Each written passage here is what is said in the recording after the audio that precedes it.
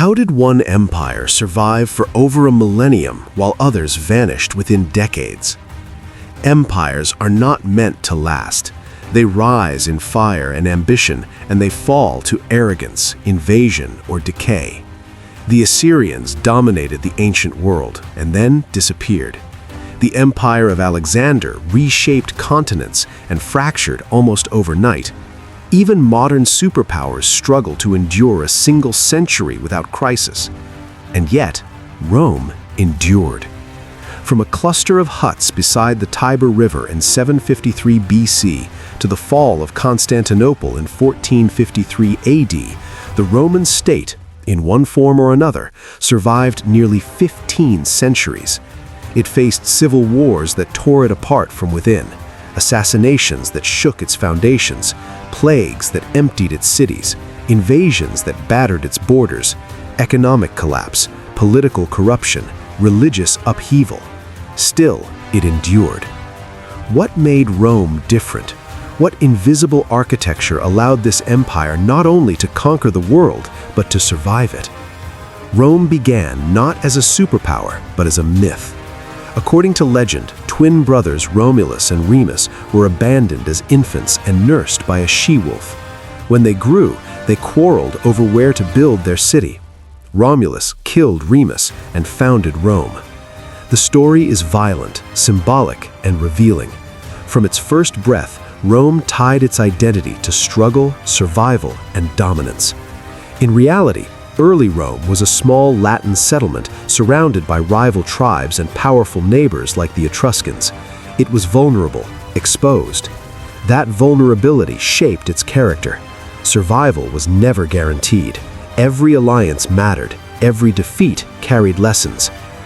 Rome's early kings ruled with authority, but in 509 BC, the Romans expelled their monarchy and founded a republic.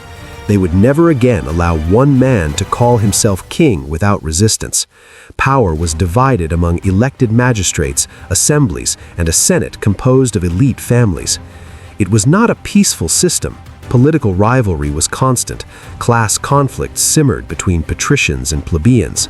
But that instability created something rare in the ancient world: flexibility. Unlike rigid monarchies, Rome could adapt its leadership. Officials could be replaced, laws could be revised, institutions could evolve. While other civilizations depended entirely on the strength of a single ruler, Rome built structures that outlived individuals. Institutions last longer than men. As Rome expanded across Italy, it adopted a strategy that would become one of its greatest strengths. It did not simply conquer, it integrated. Defeated communities were often allowed to retain local customs and leadership. Many were granted partial citizenship and eventually full rights. They were drawn into Rome's political and military system. Rome grew not by standing alone, but by absorbing others. Its military became the engine of that expansion. Roman soldiers were not temporary warriors summoned for seasonal campaigns. They were disciplined professionals. The Roman legion was organized, trained, and engineered for efficiency. Soldiers built roads as they marched and constructed fortified camps every night. Their formations were flexible, their command structure clear. When they faced Carthage at sea, they invented boarding bridges to turn naval battles into infantry engagements. When they encountered the Greek phalanx, they adapted tactics to exploit flexibility over rigidity. When they were defeated, they studied their loss and adapted. After suffering catastrophic losses against Hannibal, including the devastating defeat at Cannae, many states would have surrendered. Rome did not. It refused to negotiate. It raised new legions. It endured years of destruction and ultimately destroyed Carthage itself. Resilience became policy. But Rome's strength was not only in its armies, it was in its infrastructure. Over centuries, Rome built a vast network of roads stretching tens of thousands of miles. These roads connected distant provinces to the capital.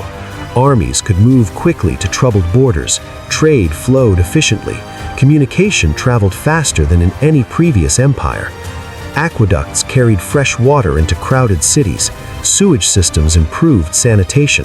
Massive walls and fortifications protected frontiers. Public forums and amphitheaters created shared civic spaces. Infrastructure bound the empire together physically and psychologically. A connected empire is harder to fracture. Politically, Rome's greatest strength was its ability to transform. By the 1st century BC, the Republic was straining under the weight of its own success. Wealth inequality widened. Generals commanded fierce personal loyalty from their troops. Civil wars erupted between rival factions. Julius Caesar's crossing of the Rubicon marked the beginning of the end for the old Republic. His assassination in 44 BC did not restore stability, it triggered more conflict. Out of that turmoil emerged Augustus, Rome's first emperor. Augustus understood something critical. He did not openly destroy the Republic's institutions, he preserved their appearance while centralizing authority. The Senate remained. Magistrates were still elected, but real power increasingly flowed through the emperor. Rome did not collapse when its political system failed, it evolved. This pattern repeated again and again. When leadership faltered, reform followed. When borders were threatened, strategy shifted. When society changed, laws adapted. Roman law became one of the empire's most enduring legacies. It established clear principles of property rights, contracts, citizenship, and legal procedure. It created predictability. Merchants could trade across provinces knowing legal protections applied. Citizens understood their rights and responsibilities. Trust built stability. Economically, Rome constructed a vast web of trade and exchange. Grain from Egypt fed the population of Italy. Silver from Spain financed armies and administration. Goods from as far as India and China passed through Roman markets. The Mediterranean zone became a unified economic area. This integration created interdependence. Provinces depended on one another for resources and trade. Prosperity in one region supported stability in another. Economic connection reduced the incentive for fragmentation. Culturally, Rome was pragmatic. It did not demand that conquered peoples abandon their identities entirely. Local languages and traditions often continued. Indigenous elites were incorporated into Roman governance. Over time, citizenship expanded across the empire. In 212 AD, Emperor Caracalla granted Roman citizenship to nearly all free men within the empire. Rome ceased to be merely a city ruling subject peoples, it became a shared identity across continents. People fought not simply under Roman rule, but as Romans. Geography also contributed to Rome's longevity. Italy's central position in the Mediterranean allowed projection of power in multiple directions. The Alps provided a natural northern barrier. The sea functioned as a highway for trade and military movement. When the capital shifted eastward to Constantinople, it was positioned at a crossroads between Europe and Asia. The city was defensible, wealthy, and strategically placed to control vital trade routes. Yet geography alone cannot explain 1,000 years of survival. Rome also mastered psychological dominance. It cultivated a reputation for rewarding loyalty and punishing rebellion. Rebellions were crushed decisively. Allies were enriched. This balance of fear and opportunity encouraged compliance and discouraged defiance. However, Rome was never free from crisis. Civil wars erupted repeatedly. Emperors were assassinated with alarming frequency. Between 235 and 284 AD, during the crisis of the 3rd century, the empire experienced rapid turnover in leadership. Invasions intensified, inflation spiraled, breakaway states formed. This was Rome's moment of near collapse. Yet, it adapted again. Emperor Diocletian reorganized the empire into a tetrarchy, dividing authority among 4 rulers to manage its vast territory more effectively. He restructured the military, separated civil and military authority, and reformed taxation. Stability slowly returned. Constantine later reunited the empire and embraced Christianity. What had once been a persecuted minority faith became a unifying imperial religion. Christianity provided a shared moral and ideological framework across diverse populations. When older traditions divided regions, a common faith connected them. By the 4th and 5th centuries, pressures mounted in the West. Germanic tribes migrated across borders, economic strain deepened, political leadership weakened. In 476 AD, the last Western Roman emperor was deposed. Many consider this the fall of Rome. But Rome did not vanish. In the East, the empire continued with strength and sophistication. Centered in Constantinople, the Eastern Roman Empire preserved Roman law, administration, and identity. Greek became dominant, but the state still called itself Roman. The Eastern Empire maintained stronger urban centers, more stable finances, and formidable defensive walls. It withstood sieges that would have destroyed lesser cities. Not until 1453 did the city fall to the Ottoman Turks. From 753 BC to 1453 AD, Rome endured in evolving forms for nearly 15 centuries.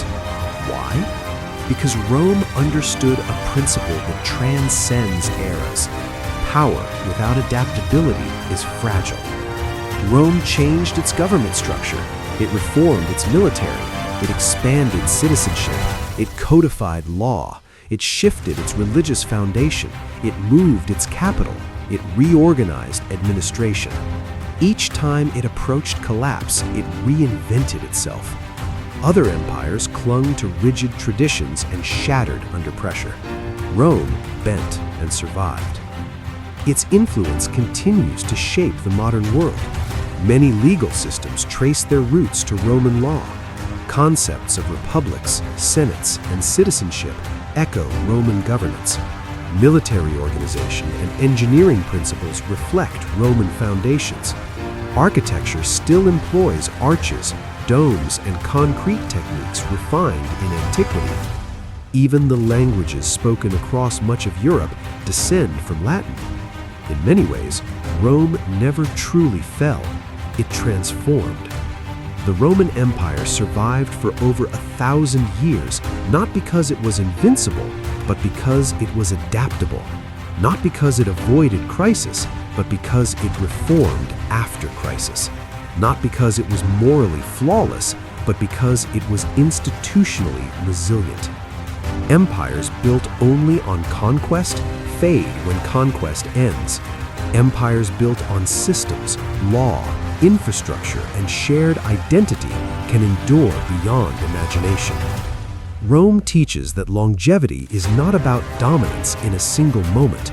It is about the ability to change while preserving core identity. From mythic origins on the banks of the Tiber to the final defense of Constantinople's walls, Rome's story is not merely one of power, it is a story of endurance. And that endurance is the true reason it survived for over 1,000 years.